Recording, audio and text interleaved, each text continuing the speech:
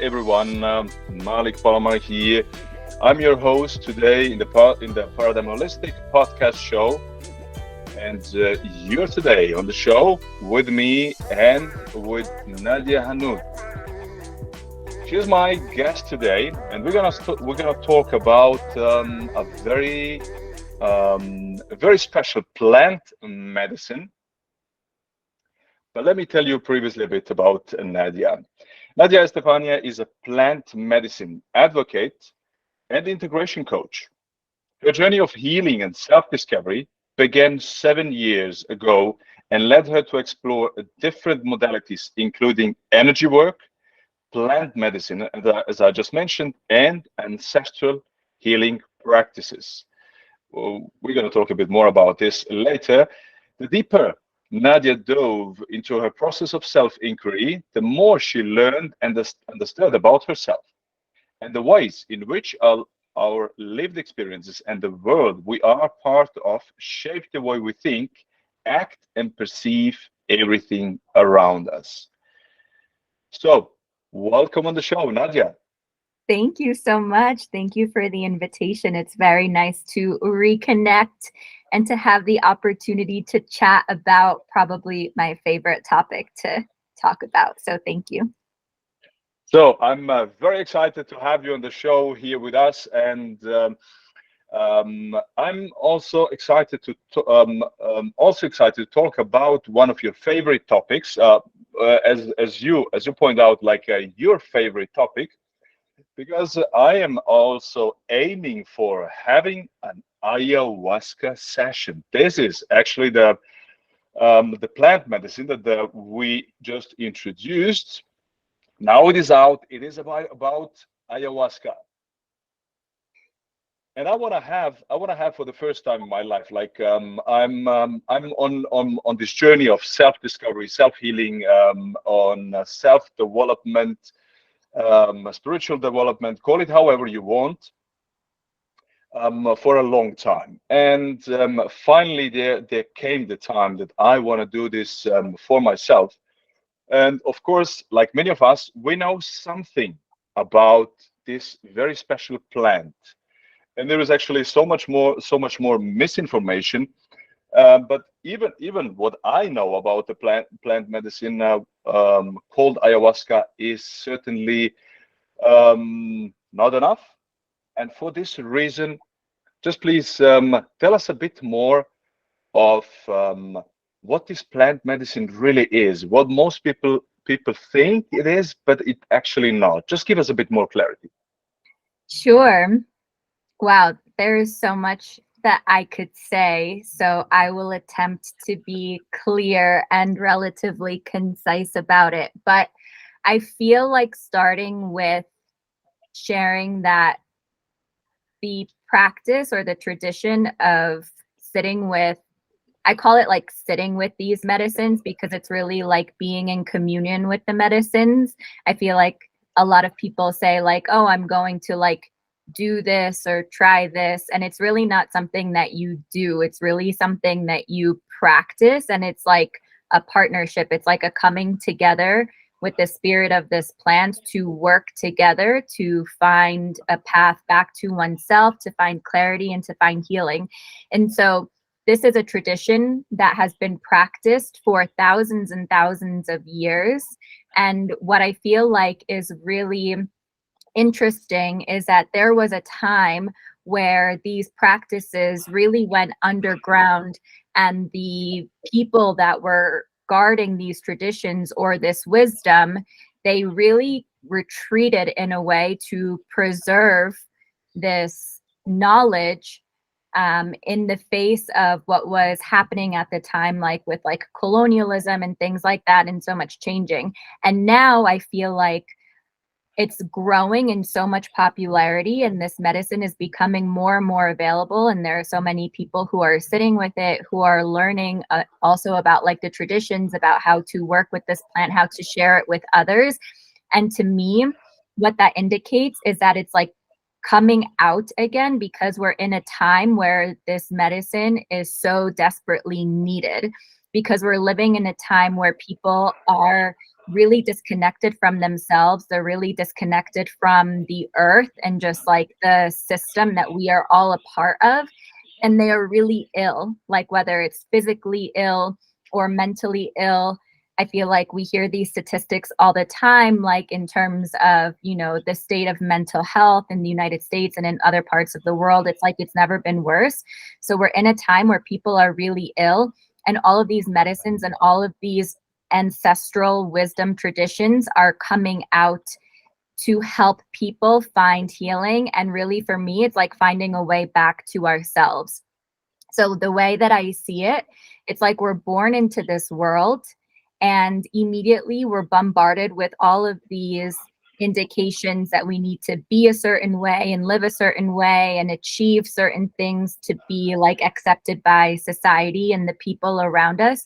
And all of that does from an early age is lead us farther and farther away from ourselves. Like my perspective is that we're not really taught things that nurture our connection with ourselves so that we can really understand who we are and why we were born on this earth, like what our purpose was.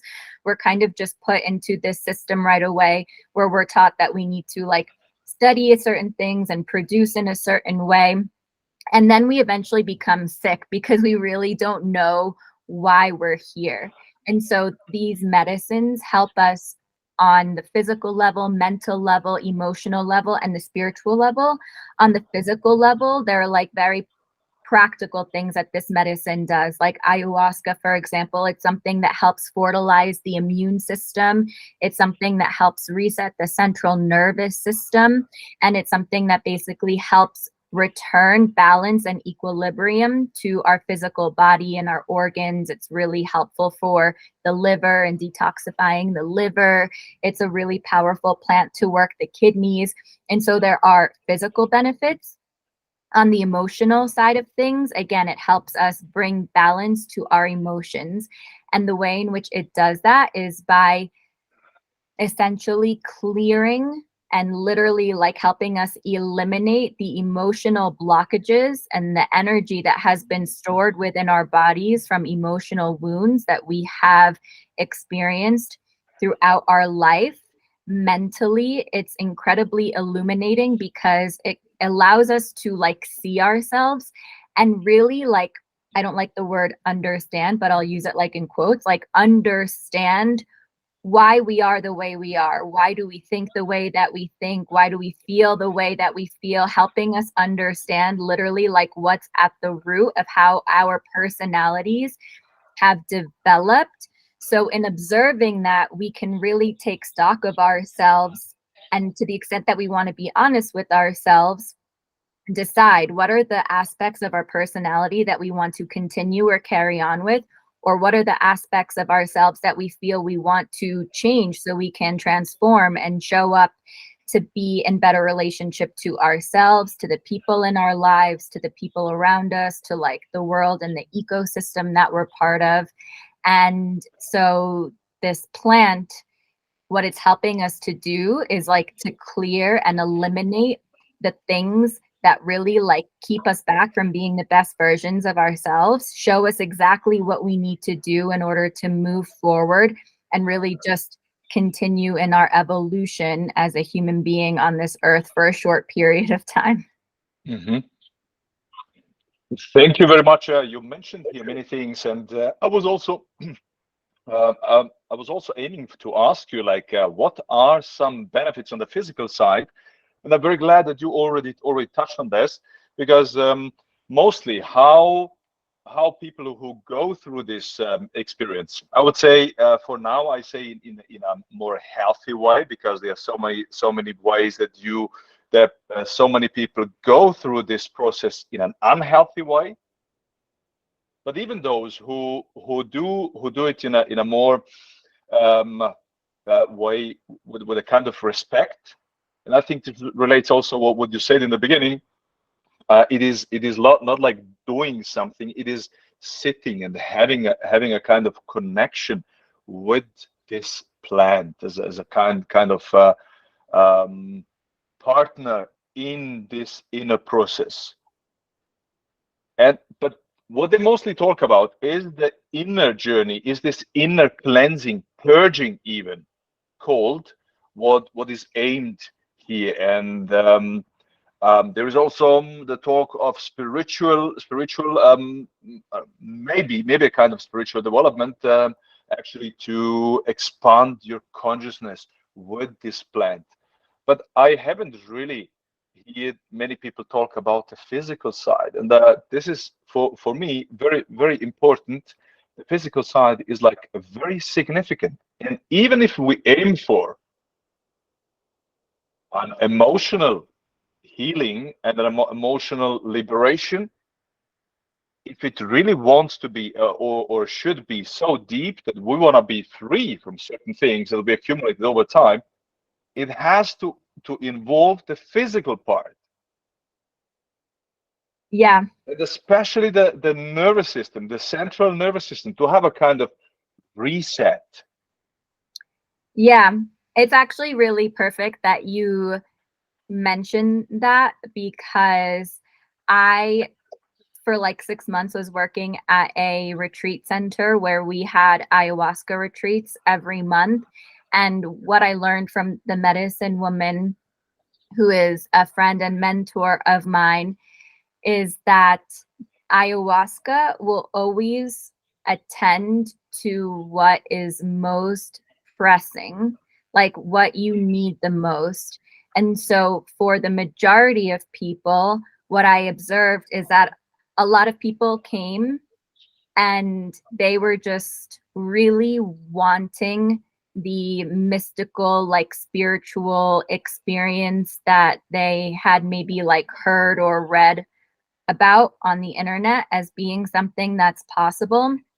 But the Hmm. reality is that oftentimes, before we can get to that type of experience, the medicine needs to work on the thing that needs the most tending to. And that typically is the physical body, because the physical body is the thing that is storing and responding to all of the experiences that we're having on a mental, emotional, and physical level. And so, oftentimes, also just like with the lifestyles that people are leading, the way that they eat, the amount of stress that they carry, all of these things, the first thing that impacts is the physical body. And so that's the first thing that ayahuasca is going to work on. And that's also why, like in the retreats that I'm organizing currently, we have 2 ayahuasca ceremonies, because the first one really tends to be focused on the physical body. There can be Mm. in purging, and purging doesn't necessarily just mean that you're going to vomit, although vomiting is something that can happen. So like the vomiting, Hmm. not even just releasing, like it's not about like vomiting like the food that you ate before. It's really like, I personally have felt ayahuasca cleansing like my cells, like on a very cellular level, like releasing like toxins that are stored in there, like I mentioned before, like Very emotional interesting. residue, like mental residue.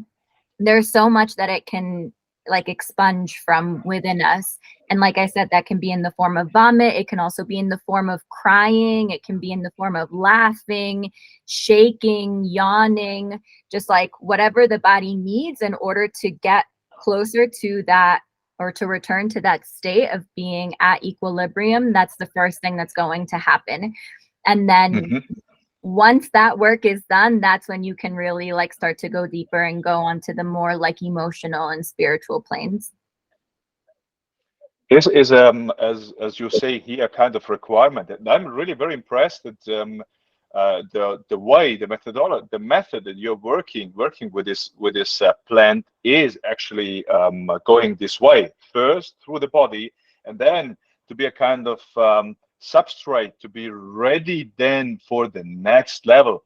This is really very interesting. But what was also very profound for me that you said, I mean, this is something that we who haven't done that, it's interesting to know that you said even this vomiting is of a different kind than if you then we would vomit food or something. Mm-hmm. This was really very, very interesting, which indicates that it is a deep this deep cleansing that you just mentioned.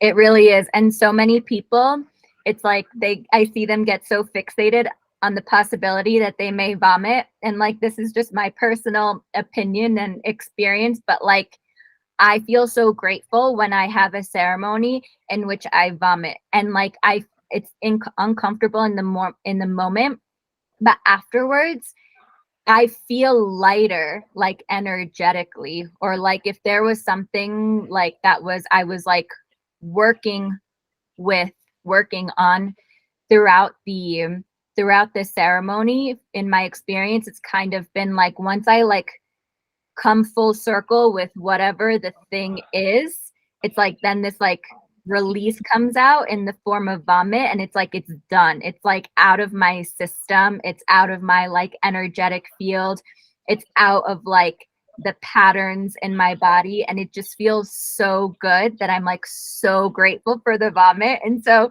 I say this because I I really want to like encourage people to reframe the way that they think about it. Like I've heard from multiple people being like, "Oh, I want to try ayahuasca, but I don't want to vomit, so I don't want to do it." And it's like, Mhm. oh, the vomit is such a great part because you're literally like liberating yourself of so many things. Like I have felt, like I mentioned before, I have felt like deeply ingrained habitual patterns being like removed from my cells and removed from my body in that process. So it's like, what more could you want? It's just a little uncomfortable experience you need to go through to get this amazing thing as a result. And this is what we're actually aiming for in this session here. And I love how you said we are totally here on the same mission kind, even from different perspectives. I want the people to have a different view on this medicine, and not a biased view, because it's not woo woo. It's also not magic. There is also certain things involved that might not be like comfortable in the beginning, but afterwards, I mean, it's just somehow preparing yourself and allow then by going through this process, yeah, to come up whatever needs to come up if you want really this medicine to to have a deep, profound cleansing effect. Even like of the pattern that you mentioned, like this kind of stubborn pattern that we know by working with other people and trying so many things, but it didn't work. And this stubborn pattern, they just come back. This is so interesting, yeah. And it's already valuable for the people to hear about this. Yes, it's no magic, and it's also not everything is pleasant. For sure. Maybe even more unpleasant than pleasant with the whole thing, but it's like medicine. Okay, it's maybe bitter, but at the end the effect counts. I'm really very I was so excited to be with you on the show, and I want the people also to know more about you as a person. What we are talking here about, the plant medicine that you're so passionate about, is becoming a big part now of your life, that was even a kind of calling, not a kind, it was actually a calling, because when I met you like 1 year ago, you were talking about this, and you were living in the US, as I know, right? Yeah. And you had a very good job. You had a very good income. You could do so much.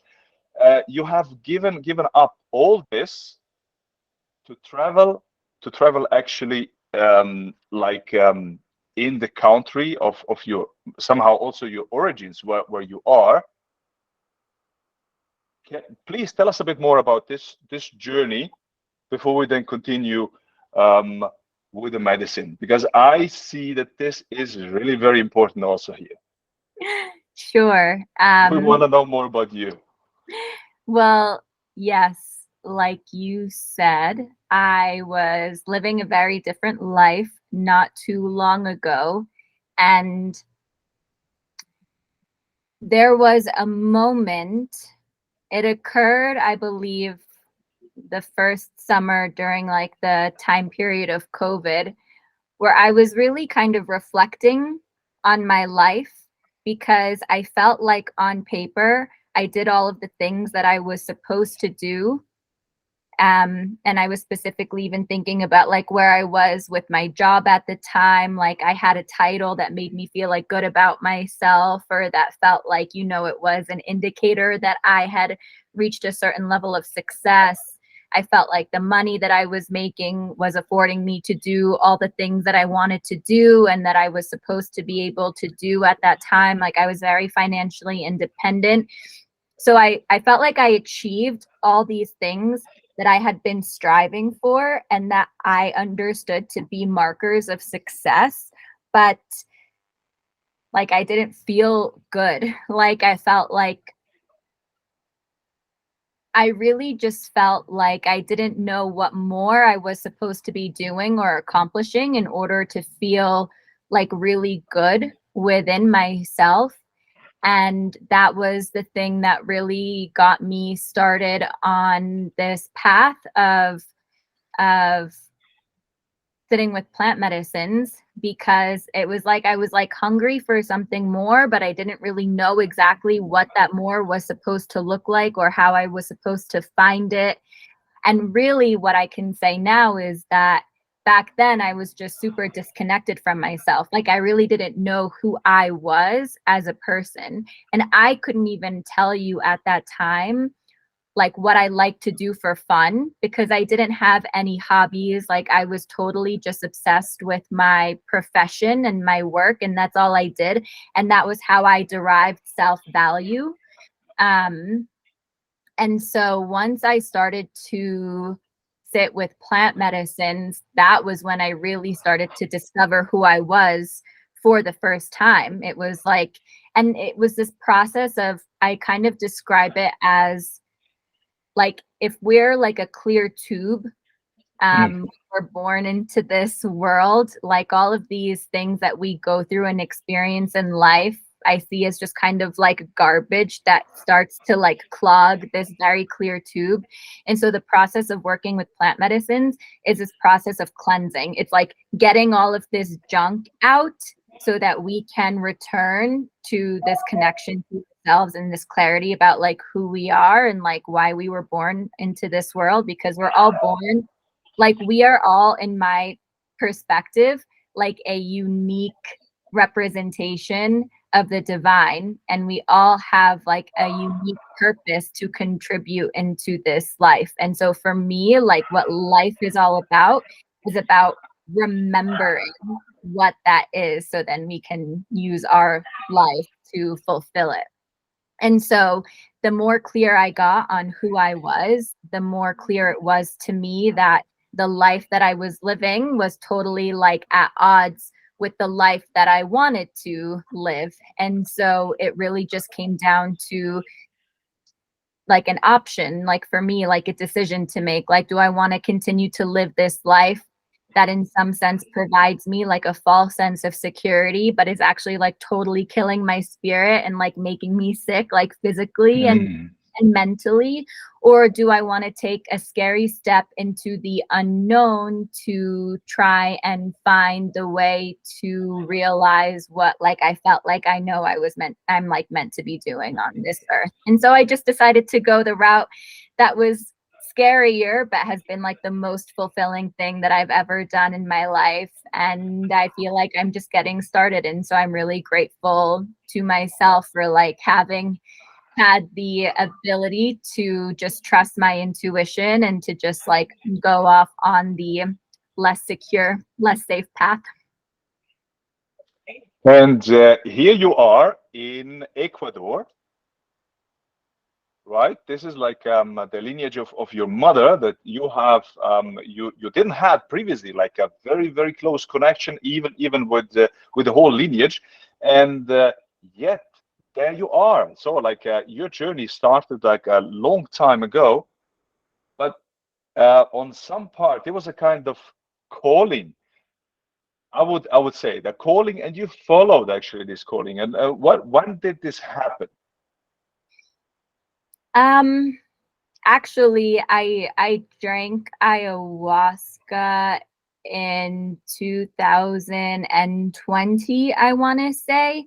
And at that time, I was working at a tech startup in New York, and I had been feeling very frustrated in my experience there and just very burnt out and tired of it, but not yet ready to, I hadn't yet taken any action to change that. And during one of the ceremonies on that retreat that I went on, it just became very clear to me that I had to leave that job.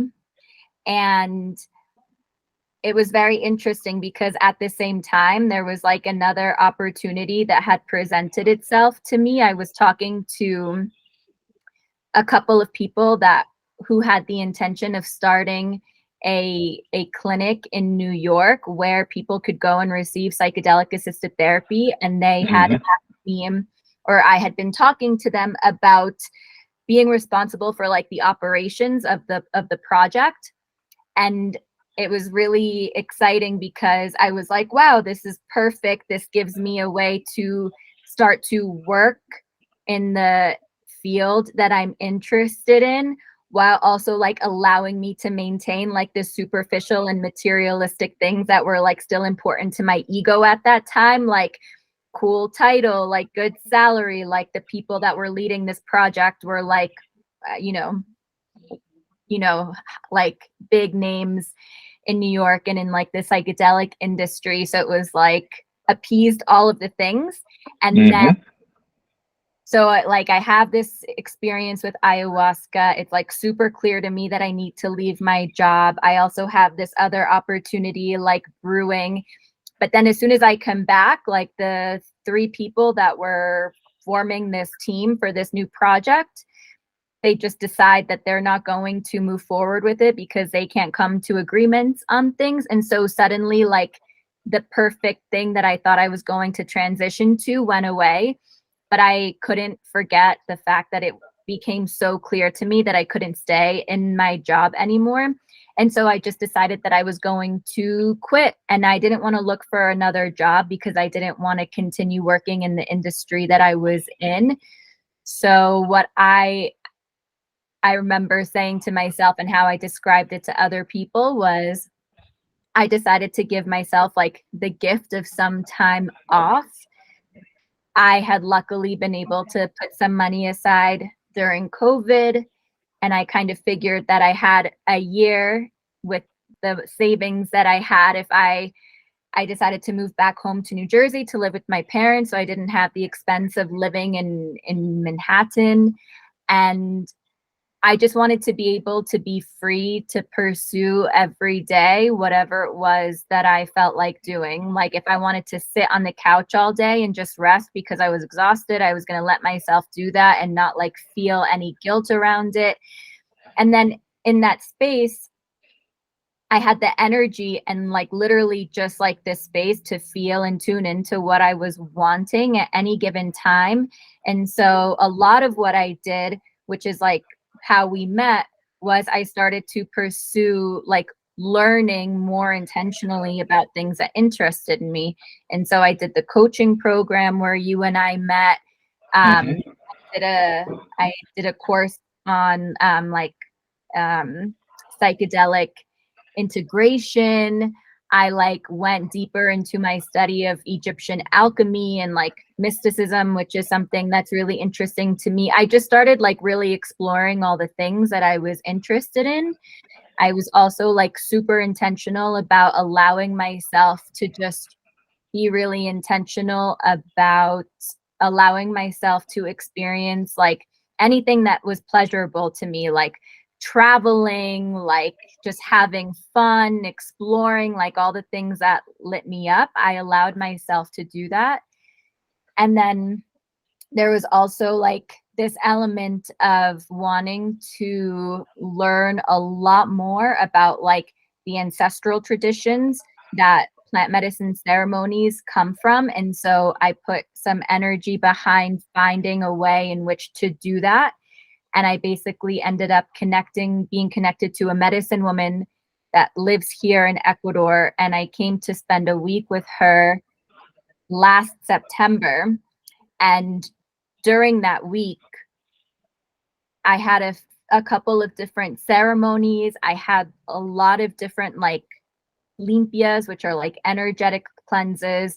I met with different elders that shared their particular like medicines and just practices and gifts with me. And it was like everything just helped like clear my vision and like really connect to myself. And it was like after that 1 week here with her, it was like everything changed. It was like an opportunity popped up for me to come and work at a plant medicine center here in Ecuador, and I just followed that, and here I am. And so much has happened since then. But that's why I'm such a fan, and I'm like such an advocate of what I call these ancestral healing traditions, because truly, like, I came down here for 1 week with a very clear intention, and it was like everything that I experienced in this week just like catapulted me to where I am today. And I'm just so grateful for that experience. Yes, we have met like 1 year ago, and it's interesting how you're talking about yourself and how you felt in actually in your skin that with this wasn't comfortable. And my dear people, you see here Nadia, good looking, uh, but what I appreciate most is the authenticity that you do things with, and especially this way that you have chosen. I mean, it's also interesting. This is what I didn't know. You not only left your job, this good paid job, you also you you didn't want to be part of this project in New York, this plant medicine assisted, like a psychedelic assisted center, big names, most probably like also would be a good salary. You left all this and you are there in Ecuador doing like you followed truly your calling, and you found yourself here in this center. And I can assure you all here that are listening, Nadia has done really a very interesting journey. When I met you 1 year ago, it was already like very nice to working with you. We had obviously like in this coaching program, but now even more. That is so interesting to me. And I would like to go further and ask you about your experience with plant medicine. You said you have done many things before, and even ayahuasca. Like, but did you had on one point, obviously, like you did so much inner work before to feel the way you feel now, like to say, hey, I truly live what I want, and I feel now the best. But it took a long time.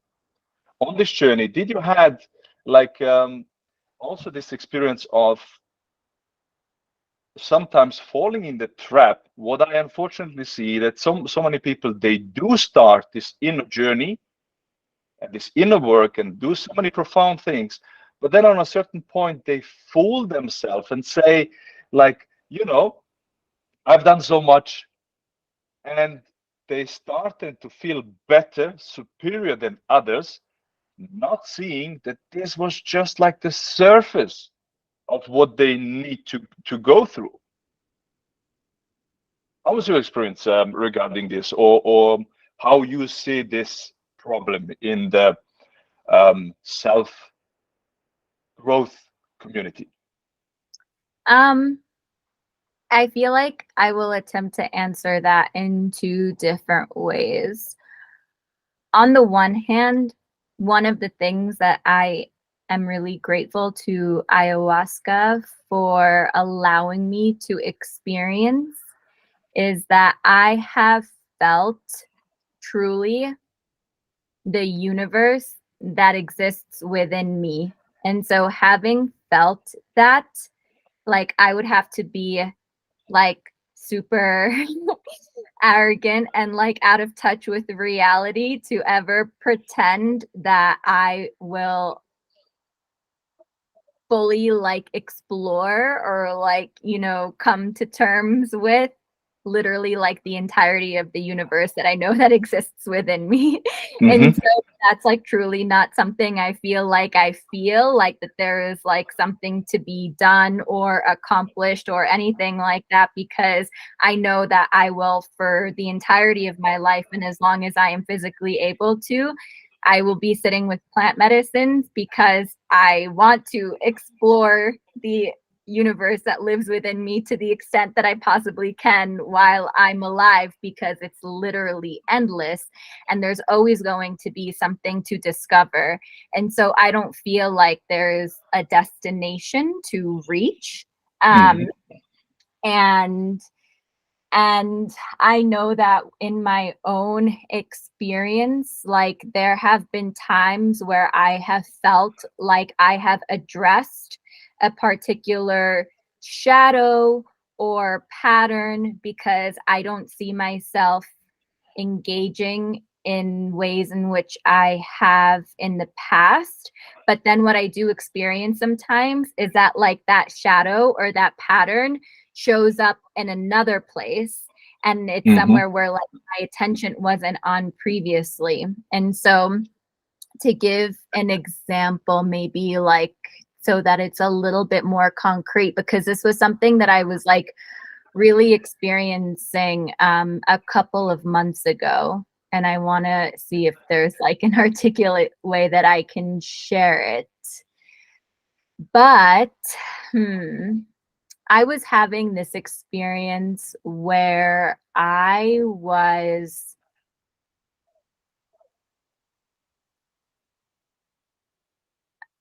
having an experience um, with someone in my life that was bringing out a lot of judgment in me.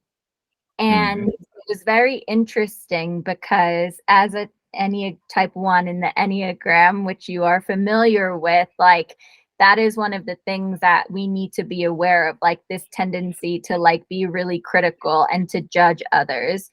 And so like I had seen very clearly that tendency in me in the past and how I used to pass judgment on other people and like be critical about like their actions and things like that. And so that's something that I have intentionally brought like a lot of awareness to try to like really like transmute that instinct and instead just like cultivate more acceptance for people and the way that they think and they act and whatever their experience is, because I know that now I really know that like just because I see things in one way or I think about things in a certain way, it doesn't mean that I'm right about that. It just means that that's my experience. And so I feel like I really have increased my capacity for acceptance. But then I was experiencing this situation with someone where I was perceiving a lot of what they were doing in a really judgmental way. And it actually took me a while to catch myself doing that. And when I did, I was kind of like, I think like frustrated and disappointed with myself because it was like, oh my gosh, I thought that I was over this. I thought that like I squashed this, that now like the space that I'm in regards to what I'm experiencing is one in which there's so much acceptance. And that is true. But like this experience showed me that like there are still ways in which like this old pattern still shows up. And so it's just a practice, I feel like, of developing more and more and more awareness. And like maybe there were some obvious things that I can say like I've overcome or like that I've really changed in the way in which like I show up.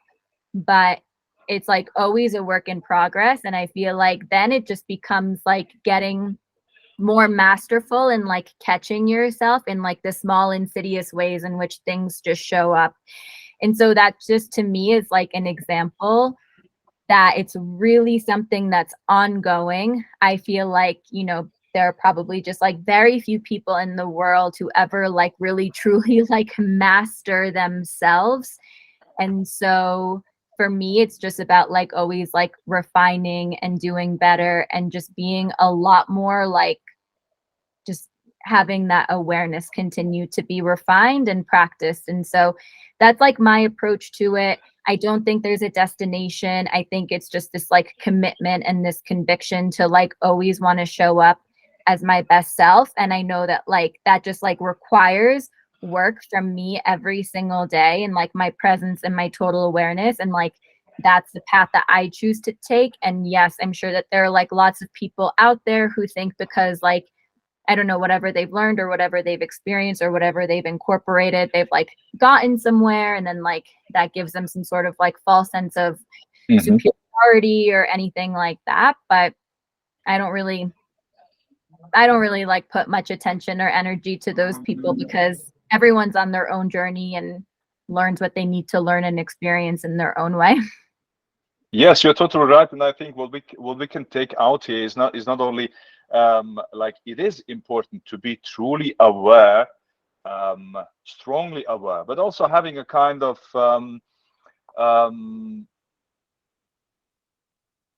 humbleness to develop, even though like sometimes doing this work, it helps and it gives a better feeling of what oneself.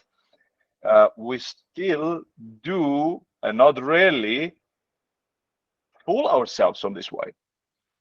It's a part of the journey, but just being aware that this can happen, and to truly be like tenacious about this, being aware, yes, it will happen to me. It's not like well, it will happen to all of us, just to be aware.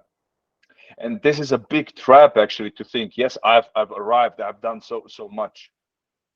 That's the only thing. And thank you for being also so authentic about this and telling us like your way of maybe falling into this, which we all do, and we all have our journey. That's very much true. But the difference that ayahuasca made in your life and in this in this process, on this journey of finding yourself, which was different than many things that you have done before. Tell us a bit, please, more about the effect and the difference that ayahuasca really made. Wow. It's a lot, I think, huh? It's a lot. I mean, ayahuasca first showed me what was possible in terms of a whole other way that I could be experiencing life. Like that was what I took away from my first ceremony. Like ayahuasca allowed me to connect to this feeling of real joy that I had just never ever felt before that I could remember. And so I remember just coming out away from that and being like, wow, like I take things so seriously. I'm like so hard on myself and on everyone around me. And it just doesn't have to be that way. And I know that now because I have this experience that showed me like what it's possible to feel. And so that was really like what first got me curious about like how I could figure out how to like achieve that feeling just in my life. And that was just my first ceremony ever. And it's honestly like, it's hard to put into words. I feel really grateful. Like in the past 6 or 7 months, I would say, like I've sat with ayahuasca like at least 20 times or so. And in the past 7 months, I feel like I've lived 10 lifetimes and like I'm like 100 different like versions different of the person that I was just like 7 months ago. And I'm grateful to her because she has allowed me to access and to release and to become aware of so much. Like, I really credit ayahuasca for completely transforming my relationship with my parents.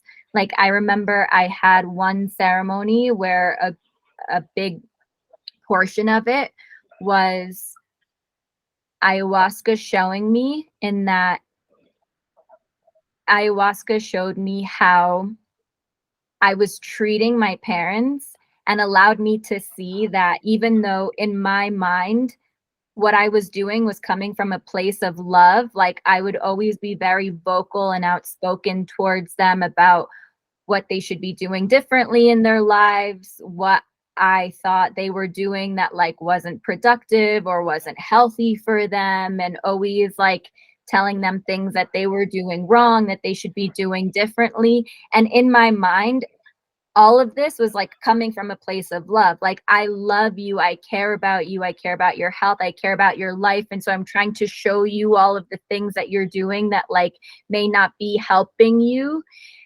But what the plant showed me, and what was like so painful for me to feel, was like, that's not how you love someone. Like, you love someone by accepting them as who they are, and just by like being kind and open-hearted with them, which is not what I was doing with my parents. I was being judgmental, and I was being critical, and like probably just really annoying. Not probably, like really annoying, you know, like not letting them just like live their life in the way in which they are choosing to, because that is their right. And so it was like, once I had this realization, it was like, oh my gosh, like here I am thinking that I'm being like this loving daughter, and really I'm being like the opposite of that. And so like then with that awareness, I was able to like return back to my everyday life and like really have that present, and just really practice accepting my parents for who they are, and not trying to change them in any way, which I really do feel like has had a big impact on our relationship, because they no longer feel all the time like I'm like trying to pick them apart or change who they are, and like always indirectly giving them the impression that I think that there's something wrong with them that needs to be changed. Like, I love them, I accept them for who they are. I don't try to change anything about them anymore. I don't like point things out to them about their personality or about their actions. And it has just resulted in a much more harmonious relationship. And it's like everyone just feels like much more at ease, and everyone can just like live without having their guard up all the time and having to defend themselves. And so I'm really grateful to ayahuasca for like allowing me to have that experience. Also, I felt like there's a lot of healing that I have been able to receive, in terms of like you mentioned, like I came here to Ecuador, and it's like my maternal lineage, and it wasn't ever something that I was really connected to. And I wasn't, because I felt like all of this resentment towards my mom's family for like the way in which I perceive them, like the things that are important to them, like superficial things like that. And I carried all of this resentment, and ayahuasca helped me understand so much about like where all of this like comes from, and how it was developed, and in response to what. And so it allowed me to have a lot more compassion for my family, and also to like release this resentment that I had built up just in general. Like the capacity for acceptance that it has allowed me to develop is something that has totally changed the way that I experience life. I mean, like I said, she literally has allowed me to connect to this feeling that the entire universe that exists outside exists within me. And there's so much. It's hard to put into words. It's like something that one has to experience, I feel like, to be able to really understand. But my life is totally different thanks to the spirit of this very wise and intelligent plant. Thank you for bringing this up. And yes, you're right. It is like something that everyone has to experience in order to know what it truly is. Um, but it, I'm so glad you mentioned actually relationships and how we, even though we might think we are so developed and we have done so much and we are so different, everything then when once we engage with other people, it truly shows how far we have come. And you have just mentioned how we all do fool ourselves and do not want even to see all how we relate in a bad way to other people, even though like thinking we are so loving and we are so accepting, but actually we are not. And I would actually break it down to this one thing that you just said so clearly: the capacity to accept the other person or anyone, a culture as it is, which I would say is just the capacity to love. Let's stay just a bit with this because this is so important. If we want to heal ourselves, we need also to heal our relationships. And this capacity, just this one thing, which is so big, to accept oneself. Can you please tell us a bit more? What was actually the part of this intelligent plant, and what was your part in in achieving this place of loving, of truly loving, and this increase your capacity for acceptance and love? Well, I think it's exactly what you said. I think in order to be able to love and accept others, we have to first be able to love and accept ourselves. And the more that we love and accept ourselves, the greater capacity we have to love and accept others. And so ayahuasca is, I think, the best ally on the journey to falling in love with oneself and accepting oneself, because she allows us to look at our darkness from a place of compassion and to really get to the root, to the root of the things that have caused us to feel whatever it is, whether it's like shame or guilt or like rejection of any aspect of ourselves, to really get to the root of that so we can understand like why this wound developed in the way that it did, and allows us to like undo that so we can just be released from it and move forward. And so I feel like she allows us to embrace all aspects of ourselves, to accept all aspects of ourselves, to understand that we have dark aspects of ourselves and we have light aspects of ourselves, and all of that is perfect. And yeah, she helps us cultivate love and compassion and acceptance of ourselves. And like I said, the more we do that, the more capacity we have um, to love and accept others. And she has definitely allowed me to connect to like a real true feeling of just love, like the energy of love, but also of loving and accepting myself. And that's, I think it's like once we have that and once our cups are filled and like overflowing, then we have that to give to others. And so I hope that answers the question. I don't know if I'm making total sense with what I'm saying. Yes, totally, it does. And I want to just say, wow, this is a statement that I wanna use a takeaway here.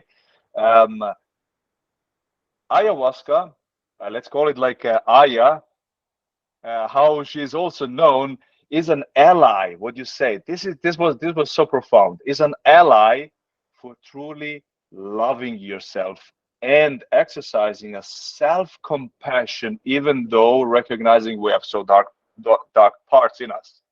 Mm-hmm. And this transformed everything. I would Mm-hmm. say this is a big statement for all of us here. Thank you for that. What I also like wanted really to to point out and maybe to work out with you in this session is that so many people have a kind of perception. There is a plant, yes, a profound one, but this plant, is it really true that I just have to take it and then it's gonna make me magically a different person, or is there still like a kind of part or work that I have to do once it has shown me like the places or the dark sides in me? Wow, it's really great that you mentioned that. It's definitely not magic or like a silver bullet. I don't think there's anything that exists um, that you just take and then suddenly like all of the things that you wish would change happen. Um, it's it requires a lot of work on your part. I think it's like the plants, and in this case, ayahuasca. Ayahuasca illuminates the path, but then Hmm. you have to walk it. Like ayahuasca is not going to walk it for you, and she's not going to push you along the path. Like it's up to you. Like she will show you all of the things, and then yes, on some level, like I said, there are things happening. Like I said, like with the reinforcement of your immune system, all the benefits that you're receiving as you reset your central nervous system.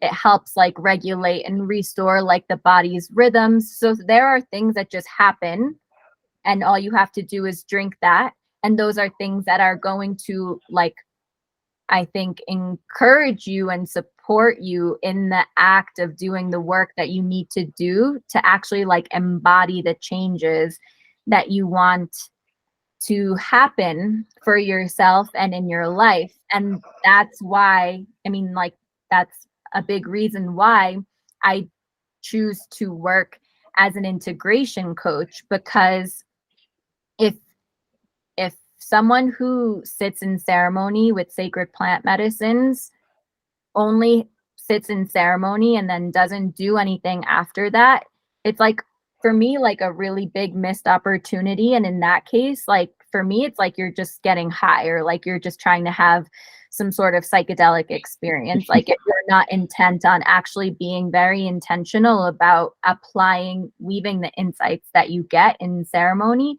into your day-to-day life.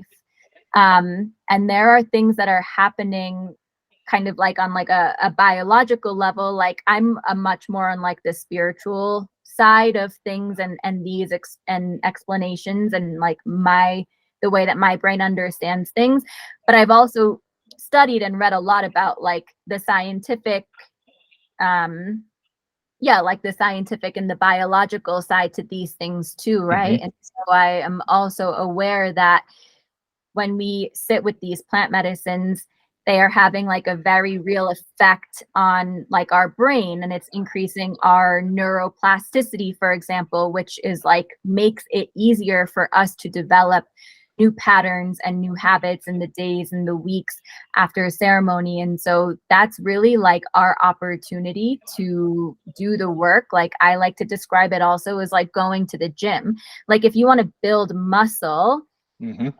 you have to very regularly work at that. And like there are things that you're going to have to do to support that process. You're going to have to like go train a certain number of days a week. You're going to have to like be mindful of like what your nutrition looks like. Like you're going to need a lot of protein to support the building of that muscle. You may want to engage like a trainer or someone who's going to be able to show you the right exercises and like motivate you or hold you accountable to the things that you need to do in order to reach your goal. Like it requires work, and it requires commitment, and it requires showing up on a regular basis to be able to achieve your goal. And it's the same exact thing working with plant medicines of any kind. Like if you want to improve your relationships or improve the relationship to yourself, or if you want to create a whole new life for yourself, one where you feel like you're like living in alignment with what really like lights you up on the inside or something like that, you have to change. You have to take action. And so for me, integration is the process of taking stock of one's life and one's life, and then seeing what insights were received from ceremony and where those can be woven into your everyday experience. And so slowly over time you start to develop a whole new way of thinking and a whole new way of being to get you to like where you want to be. But it's the process that takes time and takes commitment and takes work. Which I would say is also part of being self-compassionate, and just allowing actually this to show up whatever shows up, just to accept on this path, and giving oneself time on this path. It's okay. I would say this is so profound. And what you just said, yes, I love that. It's like you show up in the gym if you want to grow muscles. And here's the same. It's just a different muscle that you have actually to show up in order to grow. Yeah. But And ayahuasca is illuminating. This is so profound. It is illuminating all this, what we like to see and what we don't like to see.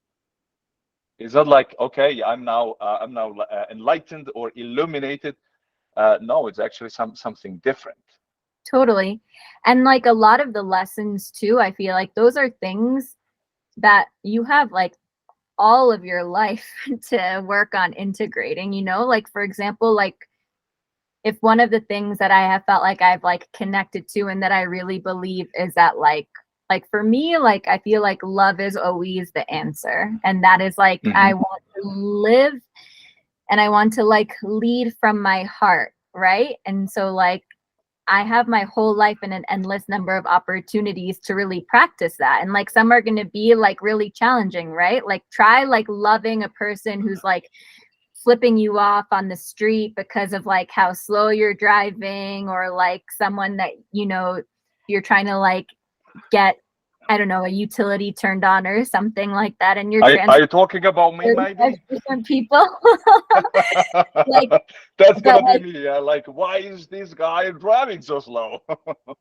Yeah, but like it's the thing is that like that's where the work is. And a lot of, or not a lot of people, but medicine people that I sit with, I always love this thing that they say like at the end of a retreat, and they say something like, and now the real ceremony begins. It's like it's the ceremony of life, because you have so many opportunities to practice what you've just become aware of. And there are going to be opportunities to practice it where it's easier to do, and there are going to be opportunities to practice it where it's really hard. But that's what it's about. It's just like practicing it in every moment that you possibly can, that you're aware of. So this is really so interesting, and yeah, it's great that you mentioned actually integration, and this is also what I appreciate on you mentioning the important parts, taking this journey seriously. Not only that you love it, it has changed your life. No, doing the work that will really then make a difference by going this process to help the others. And the only difference that it will make is if you embody it, if you integrate everything in what I just love what you said is in the real ceremony, and this is after the ceremony.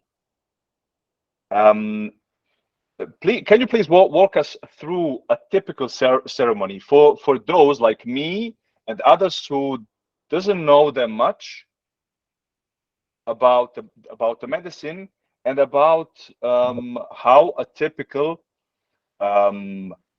good ceremony is looking like, so that we might like that you can help us to debunk some wrong perceptions, and most of all, wrong expectations. Sure. I mean, I can share what ceremonies look like that are guided by Mercedes, who's the medicine woman Please. who I have been sitting in ceremony with for the past 7 months. Because all ceremonies can be very different. I mean, the way in which they're guided depends on the person who's facilitating them. And so there's no way to describe, just like in general, what it's like.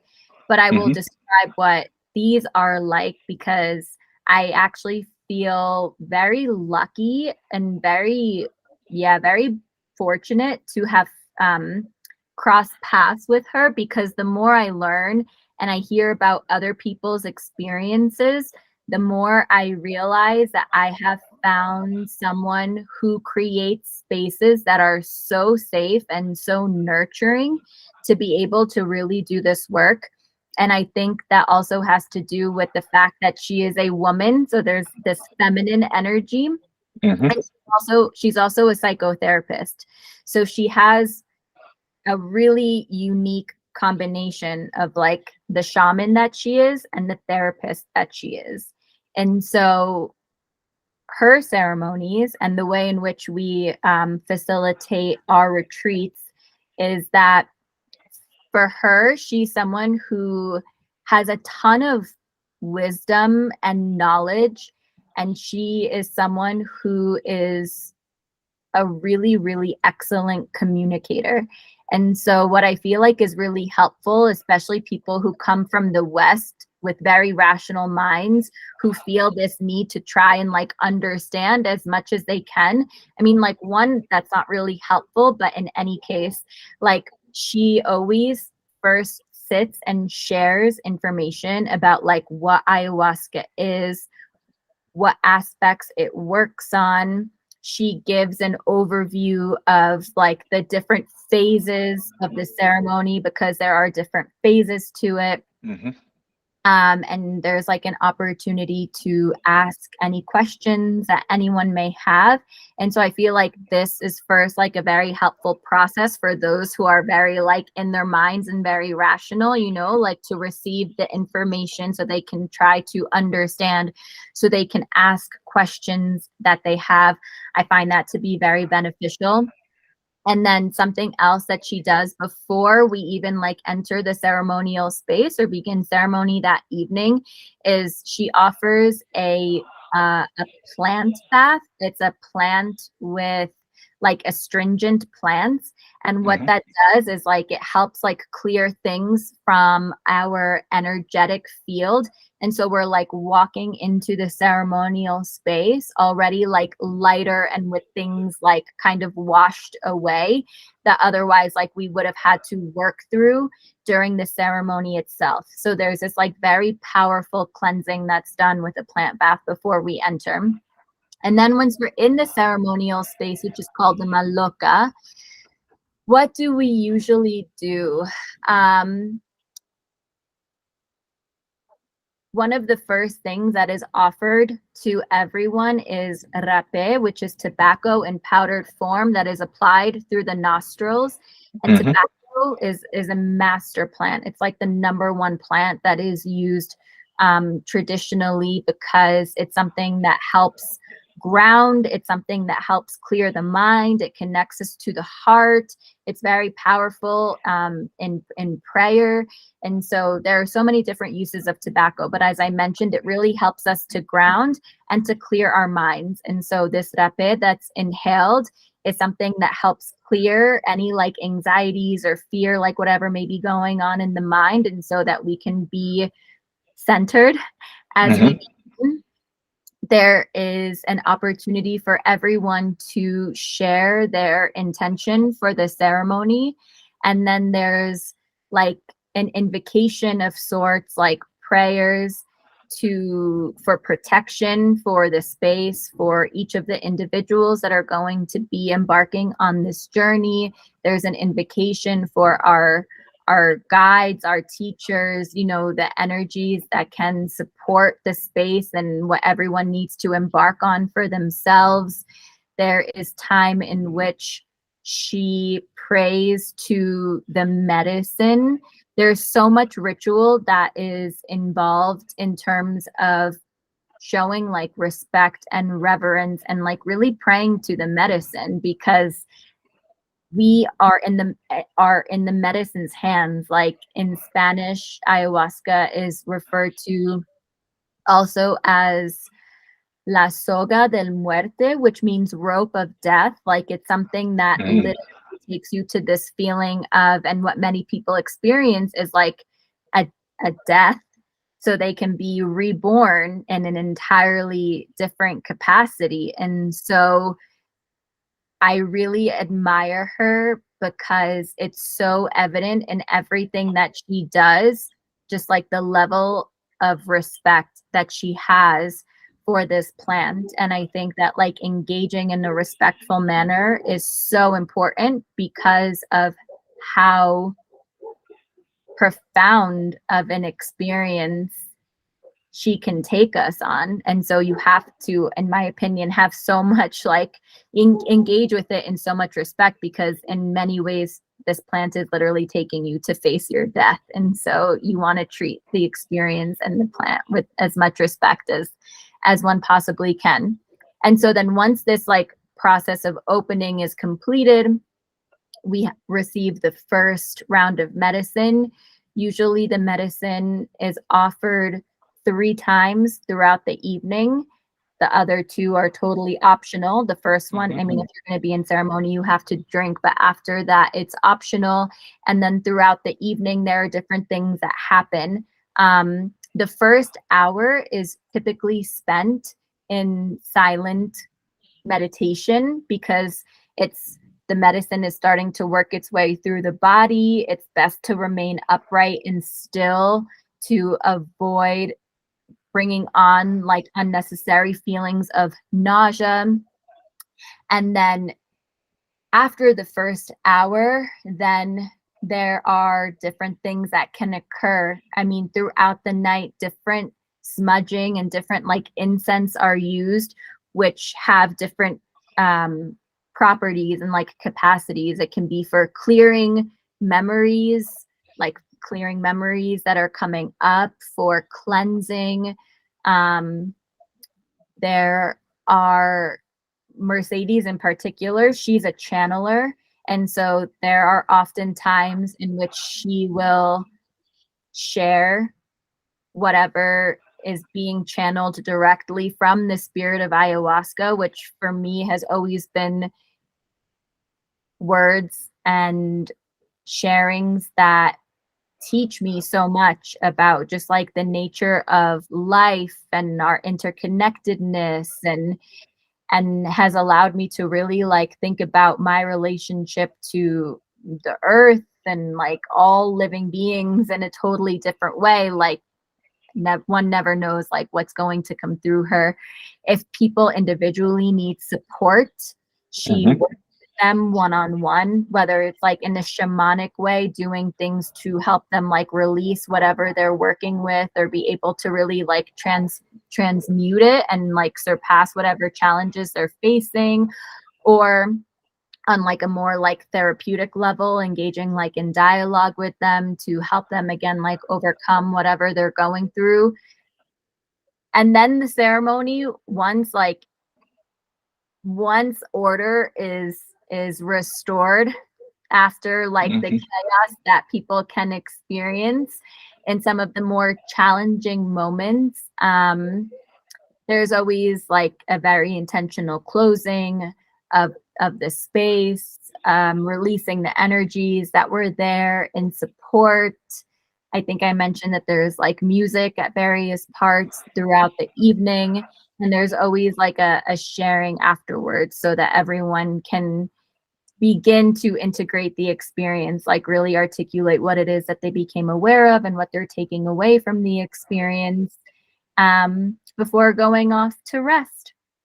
And so while every ceremony is unique, like I would say, like that's the way in which she facilitates her Hmm. ceremonies, which, like I said, I'm starting to realize I feel like I'm so lucky to have been a part of, because I hear a lot of stories from people who go to ceremonies, especially when they feel like they really want to go to like the jungle for a really authentic experience. Hmm. Hmm. There in the jungle, you have a shaman who like serves you the ayahuasca, and then like what is very typical of like shamans is like they don't engage with you, like they are working in the spiritual plane, which is where they need to be to help facilitate the process that's happening, and like whatever needs to be cleared and healed in people on the spiritual plane. So you can be like rolling around on the ground, like in agony, screaming for help because you're scared, and like no one's gonna come over and like do anything to you or whatever, because like what you need is like to be with the medicine. And like that's like a very traditional way of allowing people to experience things, like not helping them in any way. And I also feel like, again, what is not so common, which I'm so grateful to have found, is a female who is facilitating these ceremonies, because I Hmm. just feel like that energy just naturally is very nurturing and it's very safe. And I feel like to be embarking on a process that can very literally make you feel like you are like on the brink of death, I feel like I'm grateful to be doing that in a space that is so that I feel so safe in. And so I think that she's very unique in what she does. Wow. Woo. It was so engaging what you just said, and I was so in, and I really have to rest now a bit. I mean, it's like, oh my God, hey, going through a death. We talked just previously about the perception that this is a medicine. It's not just ayahuasca. No, it's a magical medicine that is actually going to take away from you all the things, just in by snipping with the finger. But the picture that you give us here, and I'm so glad for that, because I haven't gone through this process. I'm aiming for very strongly. I know we'll do it, but also to know, not to have to run the expectations. Hey, it is not only, let's say, hard work. It's always like working on yourself, even though this is a very direct, very profound way. And if you go in this depth, it's going to help like on every level to restore the messed up things in us. No, but also so important to know, and I'm so glad. I'm so glad that we covered this. It's also a hard part. Ayahuasca is not just a nice trip, or you go somewhere out and have take something and have some fun. Like you said, is yeah, just being high. If you want to be high, then take something else. But better to say. Hmm. Yeah. Yeah. Woo! I feel like I've My gotten really, God, my God. I just thought, does she want to scare me? you know what? No, I'm joking. I'm Fun. joking. And this is really so important, because the session that I have here with you is so important, Nadia. I want to debunk the wrong perceptions, the wrong expectations, not only to me, but this is a topic. It's like so spread, and we see right now that this is even more rising for different reasons. There are several documentaries made from several people about this. It's so insane how it is present everywhere, especially on YouTube. But we give here like a different perspective. Thank you for that.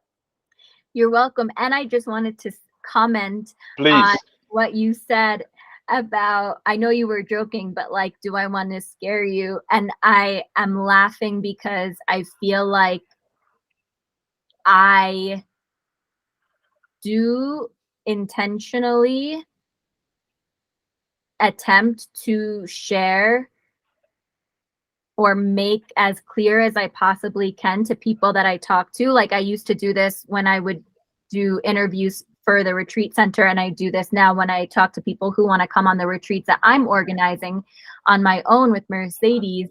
And I want everyone who feels called to sit with ayahuasca, like that is my prayer, because I think it is amazing, but only if they truly are ready for it. And one aspect of that to me means accepting the full spectrum of possibilities that can for their experience, just as much as it is possible that you go and explore other dimensions and all the secrets of the universe are revealed to you, and you go and you connect with all of the most beautiful energies and guides and things that you possibly can. Like that is very possible, and that is a very real reality of something that you can experience. But I just want people to go into the experience with eyes wide open. Like as much as that is a possibility, so is the possibility that in order to get there, you have to face your death, or you have to face things that are uncomfortable mentally, physically, emotionally, because I've talked to people who really have like a certain expectation in their minds about what they want to experience. But that doesn't matter. You're going to get what you need, which oftentimes we don't even know what we need. So luckily we have this like very wise spirit who does know exactly what we need, and she's going to give us that. And if that's like an experience that's really difficult and challenging to go through, you have to be willing to embrace that. Otherwise, it's going to be like really horrible. And so I do make it super clear. And maybe that is like scary for some people, and maybe that will turn them away from wanting to do it. But in that case, like maybe that's a good thing if you're not really willing to embrace the full spectrum of what's possible. My dear people, ladies and gentlemen, this is what I was talking about when working with Nadia. This authenticity. It is just what it is, okay? And you have to decide whether you want to go for or not. But you need to know the full spectrum. And um, I love this. I'm also someone who asks provocative questions. And when I say I'm joking, yes, I am to some extent. But always with a good dose of charm, and that's important. Yes, sure, showing like the raw side of everything, um, in order to be really ready and have a so clean perception as possible. So this was really very, very important. And yeah, it covers pretty much what I wanted the people here to see, to hear about what is truly going on. You mentioned also this ritual and praying to the medicine. You know, I would be someone who is very much in the rational, in the scientific who lives very much there. This is my work. This is how I do, and I do perceive the world. Um, Even though I am engaged very much in spiritual practices, but for me, and I could be like a representative for many people out there who are very rational and need to know what's going on, and you helped us to really understand this ritual.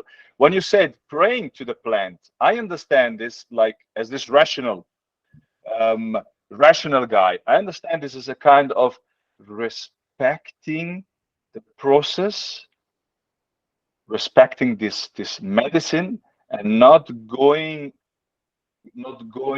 and expecting the something wrong, and not wanting the medicine actually to do something on you. No, actually take it like as ally, take it as an ally, like you said, and also surrender a bit to the process, like having really this trust in the process, which is only possible what you mentioned, in a safe space of trust. And this is such a big difference than going somewhere out and wanting to do it in the very authentic way in the jungle. I mean, we have to know we are alone there. Once we go through this process, you have to do your own process. But being totally alone without someone that can support you through the process, which we all need, as I understand very much, it is such a big difference. And it's so important also to know the work that you do and why you do it. Is it true that you do, like you said, you and Mercedes, you're there for everyone, even needing one-on-one work? Yeah. Also, like the whole process 24/7 during this time, if something can go wrong, and most probably will, but wrong in a good sense. I mean, the process is just what it is. Yes. Well, let me say two things. One, I can't speak to all of the experiences outside in like the more authentic, like in the jungle type of thing, because I haven't experienced it all, but just I'm speaking to like what I've heard from other people, what they've shared with me in terms of how they experience those ceremonies, and just like the lack of support that they have felt in those settings. But again, I have not been there and I can't speak to from personal experience. But then, yes, to answer your question about the level of support that is received during ceremonies with Mercedes, 100%. Like well, first of all, I'm there, I translate for her. And so if anyone needs to speak to her, has anything that they want to share, or if there's something that she wants to share with someone, like I am there always translating. And then I can help with little things, like if someone needs water, if someone needs help walking to the bathroom, if someone just wants like to hold a hand, like those are the ways in which I can support, because I know nothing. And so really is there to support in a way that can actually like affect the experience that you're having in the moment is Mercedes. And so depending what you're going through and depending on what you need, like she provides the necessary support. And like I said, that can be in a more like rational, therapeutic way in which like you engage in dialogue or something like that, if that's a thing that she decides like you need to traverse whatever you're experiencing in the moment. Or it can be like a very shamanic approach that she takes to helping you overcome whatever it is that you're experiencing. And that is a realm that I really know nothing about and that I can't really speak to. But that was what I was saying is like so unique about her, is that she is both a therapist and a shaman. And so she can work with you in both capacities, whether you need help in a more therapeutic way or in a more shamanic way. And this is what actually is reflecting the complexity of human beings. And I like that you there, your work, Mercedes, and like, yes, you are humble, but I think you also contribute a lot to this. And you are a student. That's good. I mean, it's part of the journey, but I'm sure you contribute a lot of this. You bring actually the best of both worlds: the scientific, therapeutic, and also the spiritual, the ancient spiritual part. And this is what we human beings are. Yeah. And this is what I also want to have. Honestly, if I go through something like this, I know, like you said, there is, beside the physical cleansing, yeah, which the body will pretty much do for itself. But there is also this emotional cleansing, uh, which we mostly want to have, yeah, by going through this process. And we need both things, yeah. Whether this is like therapeutic, and Mercedes has this capacity, or maybe a spiritual, whatsoever, like finding your purpose, or having more clarity, or integrating what is actually happening in this process. Yeah. I really think that what she does is so unique, and I feel really lucky, like I said, to have found her. So, and we're also lucky to hear all these things, like to be truly ready. And with ready, I'm gonna just ask you some questions, because I think there is, or maybe this is only my perception, but you can correct that. In order to be ready, is important, like to debunk some perceptual biases, some wrong perceptions about the process or the medicine, what it can be, what it can't be, what it does, what it don't, and what you need also to do, and also like some wrong expectations.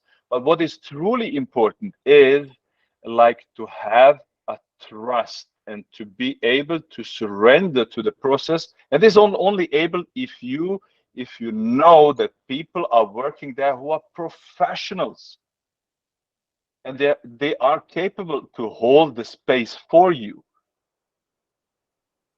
in order to go through this profound process, which is like some say, ayahuasca is equal 10 years of psychotherapy. Even though, like, maybe there's a difference, that ayahuasca might take some stubborn um, uh, parts of you, or behavior that psychotherapy couldn't. I would say this is so important. Like, just to know, okay, I'm working with professionals, and I can truly be there and trust that those people know what they're doing, whatever I need. And we don't know. That's the good thing. We don't know. We need like to trust the process. Yeah. We don't know what's coming up, but it doesn't matter what comes. Um, Care is provided.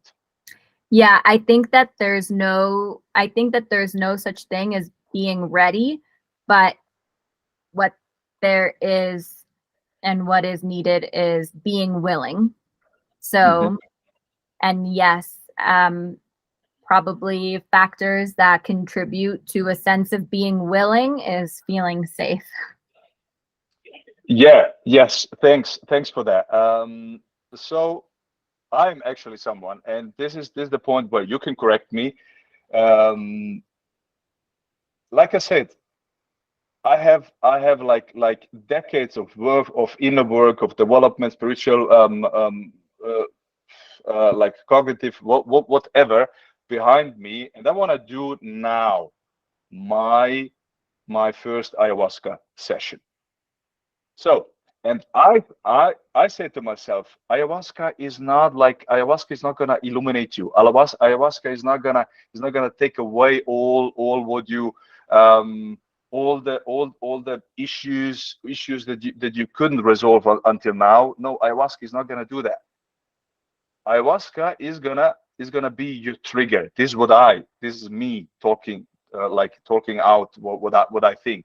Ayahuasca is the trigger.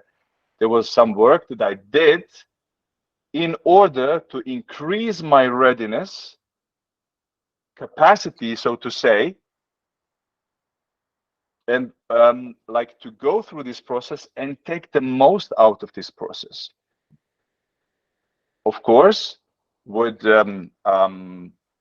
someone who is eligible to do this, who is really capable to help me through this process. This is like the other part of not ending in a horrific trip, because I don't want to have a trip, and of course I don't want it to be horrific. Even though ayahuasca is like not like easy thing, but it doesn't have to be this horrific thing. Which otherwise, if you just go somewhere in the jungle, or you do it, I hear also of settings. This is like insane. Um, with people who are not even shamans. They're just providers. They just sell this stuff, and this is for me, I would say, one of the biggest mistakes. Yeah, I So mean, that's my perception. If you think that people need some additional explanation or have something corrected, please feel free to do so. I think that largely I agree with what you're saying. I think the thing that I would say is that yes, it can be super helpful to show up having done other things or having put effort into your own personal healing, self-discovery, understanding before sitting with ayahuasca, but it's not a requirement. Like, it's not necessary.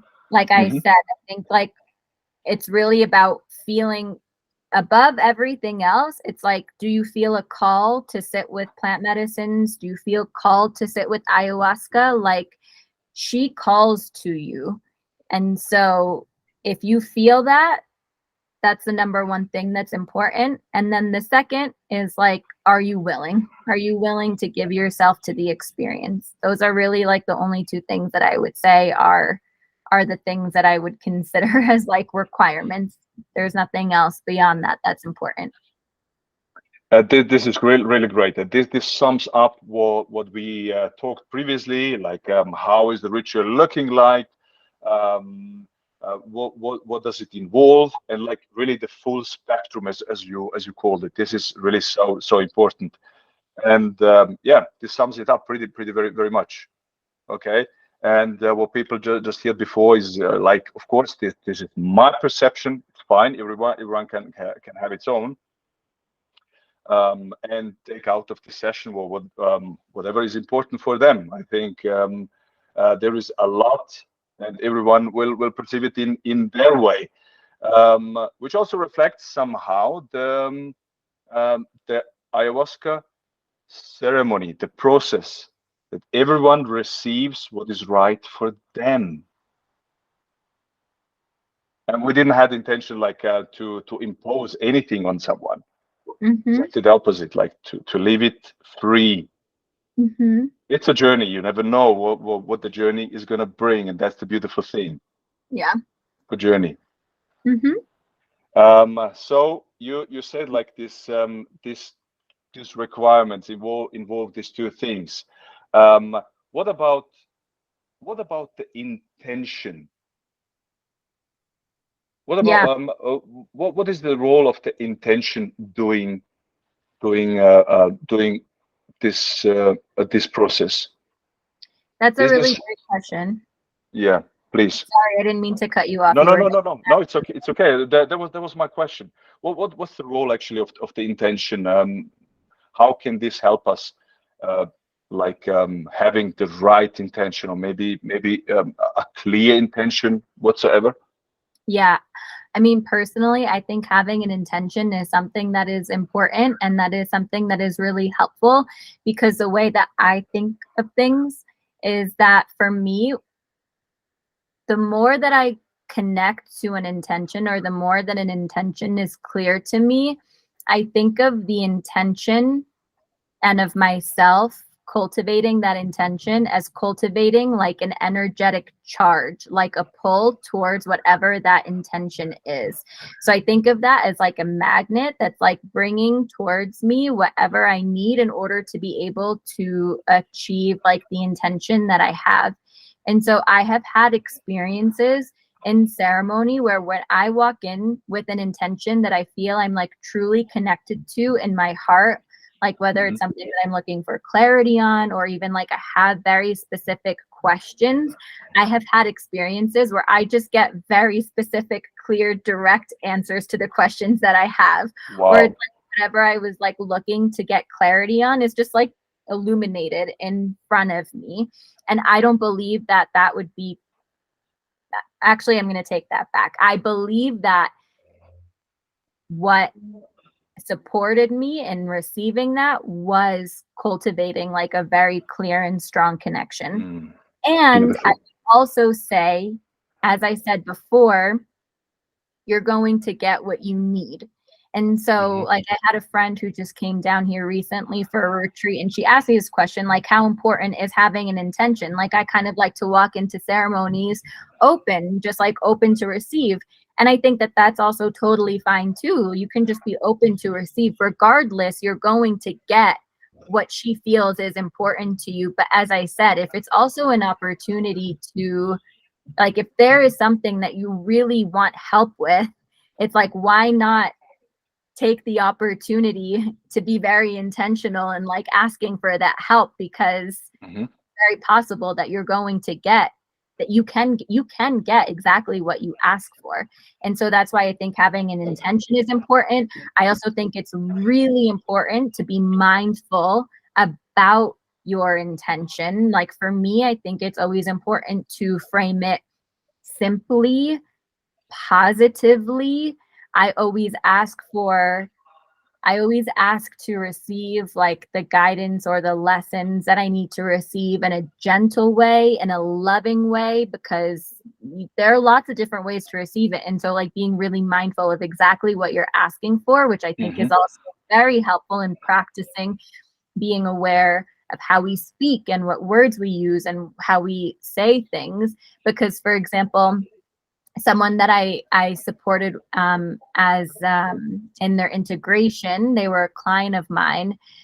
I remember they were sharing with me about their experience and just like how rough it was, like how intense and challenging it was for them. And so I was like, what was your intention? And they replied that their intention was to overcome fear. And so I was like, wow, like that's really big. Like, and I can understand why someone would want to like go into ceremony and be like, I want to like overcome fear. But like really like, take stock of like exactly what you're asking for. Like if you're just asking to overcome fear generally, like imagine what one would have to go through in order to come out on the other side having conquered fear, like fear as it exists in its entirety. It's like, I don't think you really realize what you're asking for. And so really realize what you're asking for, ask it, frame it in a positive way. Try not to bite off too much, and all of that is to say that for me, having an intention is something that can be very helpful. It can be like a North Star, something that you come back to in ceremony. Something that I'm more recently starting to experience, which I didn't experience at the beginning. Like before, I always felt like everything was just like happening to me. And it was just, it's a lot of energy. It's a lot that's happening. And I felt like I was more so just observing and receiving everything that was happening to me. But now sometimes I actually feel like I have the capacity to be more of an active participant in the experience. And I can actually like engage more in like dialogue, if I can do that, with the spirit of the plant. And so for me, it's helpful to have an intention because I can like bring myself back to that. And if there's like something I want to go in deeper and explore, like I have something that is anchoring me in my experience. It's like the reason why I went in there. So I can try and continue to like peel back layers to that, or like receive more around a particular thing that I'm looking for help with. And yeah, like I've said, there have been times where I have just like very directly gotten answers to questions that I've had. And so I'm so grateful that I took the time to really get clear on what I was looking to get out of the experience before going into it. Yes, so important, that we have also covered this. And you said very, very right. I mean, the intention helped you in every session. So what I also think, like an intention does not always have to be very specific, but it can be clear. In the sense of, okay, I want to go in this session and have more clarity about my future. It's an intention, and it's also like wide, but it's clear. does not have also to be very very specific. This is a wide field. Um, but you mentioned also this very good example of going in the session and wanting to overcome fear, which is like a too big thing, and then it was like overwhelming and so hard. What would you suggest um, her, your um, this client of yours and others, that she could have done different to help her a bit?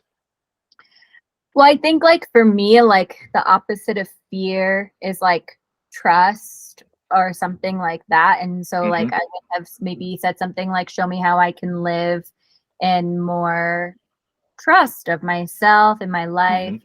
Hmm. Show me how I can feel safer in my body, in my lived experience. You know, like if someone, yeah, maybe the opposite of like feeling fear is like feeling safety. So like, show me how I can feel more safe. Show me how I can, like I was saying before, feel safer in my body and my lived experience. That's probably what I would have suggested as a reframe of that intention, still looking to get to the same thing, but just phrasing it in a different way. And like I said before, and adding, like, show me how I can feel safer in my body or in my lived experience. And please show me gently and lovingly. Hmm. And this can make the whole difference in with the same person in the same setting, a very different outcome and very different process. I Yeah. believe so. I believe so. I mean, like, I can't say for sure, but that is Hmm. what I believe. And I can only speak to based off of the experiences that I have personally had. And for me, I always add that as part of my prayer for anything that I'm going into ceremony with, even when I don't have a clear intention, because I don't always go in with a clear intention. Um, and when I don't have a super clear intention, I still ask that whatever I need to experience, like whatever is right for me to experience in that moment, like I ask that I may experience that gently and lovingly. Hmm. Hmm. So it is the intention here is something that I brought up, and I didn't know. Thank you for giving me the clarity, but which also connects. You connected this as well outside for something outside of plant medicine in communication. If you have if you have a clear intention, communication is going to be different. It's going to be more helpful. So, and in your case, there is even like another layer, another level, where you explained you going through the process in the beginning was different than now. Now you have a kind of more agency, if I can put it that way. Like you surf the wave here, or the ocean, being the process, the plant, the medicine, but you're not drowning in all this, but like being totally overwhelmed. You go with the plant, with the wave. You surf that. Sometimes. Yeah, sometimes. So it requires maybe some experience, but the intention can help here pretty much. Yes. Okay, so this is very important, and we have really pretty much covered what I wanted here to be covered, for the people to understand what ayahuasca is and what it is not, to separate from like some biases in the perception, um, to something like you said, this full spectrum, and knowing and accepting this, uh, not having the wrong expectations, in order to really have the best out of this experience. We covered also like why it is such a big difference having people on your side through this process that can help you through the whole process, whether spiritually or like um, therapeutically, to help you really to dig deep and having this profound transformation, basically. Hmm. Yeah. Thank you very much. And also we get to know more about you.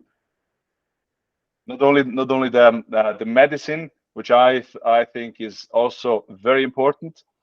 For the end, please just tell us a bit more about the center. We know you, we know a bit about Mercedes, but what's the name of the center? Where are you located? I'm not working at the center anymore. I was. That job is what Okay. brought me here to Ecuador, and I'm no longer there. Now I am working with Mercedes independently. We're organizing our own retreats. Okay, So tell us a bit those retreats. yeah, well, there are two different types. One is a group retreat. So we're actually hosting a group retreat in November, November 7th to the 12th, actually. And so that's going to be an experience that's open for, I would say, like between 6 and 10 people. The group sizes are always going to be pretty small, but we basically have, for 5 days, there are different like activities or therapies planned in addition to 2 ceremonies with ayahuasca. And then there's also a private retreat, which I personally, I love both, but I really love the private retreats because it's just this opportunity to go. It's a more intimate setting. So it's like for someone who wants to come and have a series of therapies basically and like ceremonies personalized for whatever they are wanting to come and work on, whatever their intention is. So that's really nice too. I actually have 2 people coming down at the end of the month for a private retreat, and I'm really looking forward to that. And again, like I said, what we do over the course of those are usually longer. They can really be any length of time, but everything personalized to support like their very specific intention. So you can work with us, me, and plan a personalized private retreat, or you can join us on one of our group retreats. And those are the 2 ways in which to come down to Ecuador and experience the medicine of ayahuasca with us. Yes. And this is actually the call for everyone who feel called to ayahuasca to come and experience this with Nadia and Mercedes. So that's the reason why I asked about center or retreat. So this is what I meant. Yes. So, and in the show notes, I'm gonna put also like the contact that people can directly then contact you. What do they want? They want like a group setting, which is mostly common. That's a setting that I usually see. That's another surprise. Actually, I didn't know about a private setting. That's something interesting. That's new. Yes. It's really lovely. Like I said, it's very intimate. And for me, like if you have the resources for it, like I think it's incredible to be able to have a whole slate. Like the private retreats that I have held space for have always been, I think, like 9 days, because typically we do 3 ceremonies, 2 ayahuasca and 1 San Pedro. And then there are other therapies that are included, like family constellation. There can be different types of limpias, which are like energetic cleanses. There are therapies that are like bioenergetic, which is all about like unblocking things in the body and like reactivating the vital life force even before going into ceremony. There's a whole lot of like emotional therapy stuff that can be done, like I said, since Mercedes is a therapist. And in the private retreats, I usually weave in the work of other medicine people that are part of my medicine family here in Ecuador. And so people just get to experience more. And really, like, my motivation for doing this is just the effect of when I came here in September, that experience that I shared, that was a private retreat that my friend and medicine woman organized for me. And in the 1 week that I was here, I just did things that, based off of my intention, like she very intentionally planned for me. And like I said, it was like everything changed after that. And so again, when you have a very clear intention and you go into these experiences, they can just like really help propel you forward. So I think the private retreat is really powerful. So is a group retreat, but the private is just totally different. It's like having all of this energy focused just on your intention. Wow, I believe so. And here we have it again, the intention. This is important that we also really have covered this. Thanks for bringing this up again.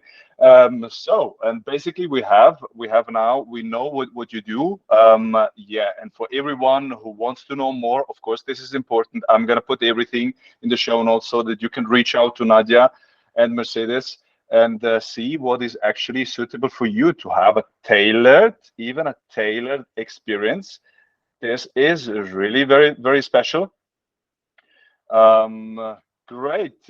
Nadia, for the end, is there like a final message that you wanna give the people out there who feel called by grandmother ayahuasca? I would say just like follow that call. Follow that call and do your due diligence to make sure that whoever you choose to sit with is going to be able to provide you with the appropriate container for you to do this work. I think it's super important to really know who's serving you the medicine, how much of their own work have they done, how much of their own work do they continue to do, in what way. Like, are they someone who is really like living what they share and like what they've learned from the medicine, or is it like what you've spoken to before, people who maybe like talk the talk but don't walk it? Also, I think are really important to think about and to know where the medicine comes from, whose hands is it passing through, who's cooking it, what's the process, what type of reciprocity is there with like the communities that the medicine comes from, the land itself, like it's really important, as much as like ayahuasca is being harvested, that it's also being replanted, and so that it continues to be available for us. And so there's a lot of things to take into consideration if you want to, but I think that these are all really important things to consider when you decide to sit with someone, because as we've spoken about, it's not just, like a trip. It's something that's really profound. And so if you feel the call, answer it, but make sure that you're taking the measures that you need to also make sure that you're going to be adequately cared for. Isn't this an amazing statement? Thank you very much for this for this great conversation. I have enjoyed this, and I'm sure the people out there, they will. Thank you also for having me scared a bit. I was this was very important, and also to help the people to understand it matters very much with whom you do this, because that's basically at the end, either you make it or you break it. Because it's such an intimate process, whether you go like in a private or a group setting. It is so intimate, and you want to do this with people who you really can trust and who are reliable. So thank you very much, Nadia, for this conversation, and wish you a very good time. Thank you. Thank you so much to you too. I really enjoyed it. It was lovely. And I appreciate you inviting me onto this platform to, like I said, talk about the thing that I love talking about the most. So thank you. And I hope to see you down here at some point. I'm sure you will. The question is just when. I like very much the private setting.